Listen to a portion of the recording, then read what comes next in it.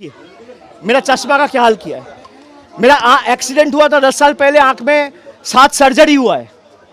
मेरा आंख में ईंटा मारा है, मैं आंख खोल नहीं पा रहा हूं। घूसा मारा है, उसको लगा पीठ में, छाती में, हाथ में, पैर में। क्या हाल किया है। मैं एक हेलमेट पहन के जा रहा था, नहीं तो आज मेरा सर 2 टुकड़ा हो जाता। कि ऊपर से चाहता है कि ये जो पूरा घटना घटा ये चलता रहे और इसको बंद करने का कोई प्रयास राज्य सरकार की तरफ से है ही नहीं। ये साफ करता है भाई, ये लोग चाहता है कि यहाँ पे एक मौत हुआ और 2-4 लाश गिरे तब इन लोग को सुकून मिलेगा या कलीजे में ठंडक पहुंचेगा। तो इनको जो करना है करने दीजिए, हमारे पास सब रिकॉर्डेड है, हम कोर्ट में जाएंगे and I will go up to the supreme court to fight this case. আর এগুলো কোনো সুস্থ সমাজে কাম্য নয়। এই নির্বাচনের ফলাফল প্রমাণ করে দিয়েছে ঔদ্ধত্য এবং একদলীয় একচেটিয়া একাধিপত্যবাদ দীর্ঘদিন চলতে পারে না। কারোর ক্ষোভ থাকতে পারে, বিদ্বেষ থাকতে পারে, কিন্তু এ ধরনের ঘটনা যারা ঘটাচ্ছেন এটা সুস্থ স্বাভাবিক গণতান্ত্রিক সমাজে কাম্য নয়। এর সঙ্গে আমার দল দূর দূর পর্যন্ত যুক্ত নয়। তিনি বলছেন পুলিশ কেন এলো না, পুলিশকে খবর দেওয়া সত্ত্বেও জনপ্রতিনিধি কেন এলো না, পুলিশ কেন নেই? সেটা কেন নেই পুলিশ, সে তো আমি বলতে পারি না, আমি তো দলের প্রতিনিধি।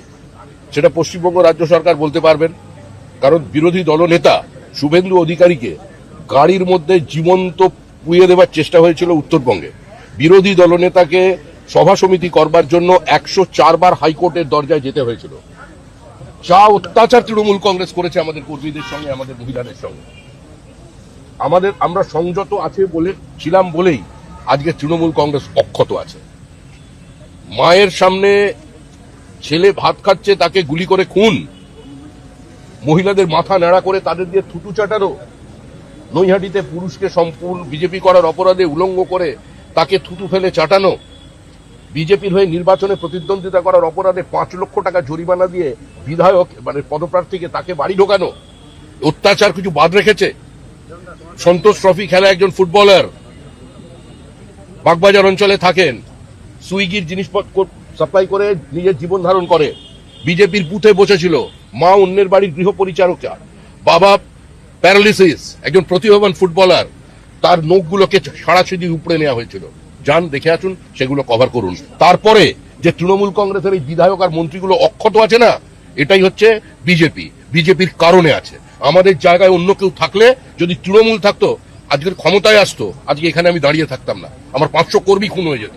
আর যদি কংগ্রেস বা সিপিআইএম হতো, তাহলে আজকে যিনি বলেছেন বিবৃতি দেওয়ার অবস্থায় থাকতেন না, অনেক আগেই লিঞ্চিং এর শিকার হয়ে যেত।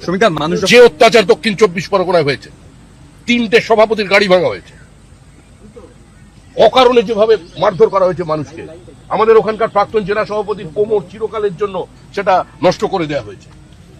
রূপা গাঙ্গুলি আমাদের দলের তখন মহিলা শাখার সভানেত্রী ছিলেন, কি করা হয়েছিল রূপা গাঙ্গুলির সঙ্গে দক্ষিণ 24 পরগনায়? ডায়মন্ড মডেল প্রচার করতে এলেন না কেন?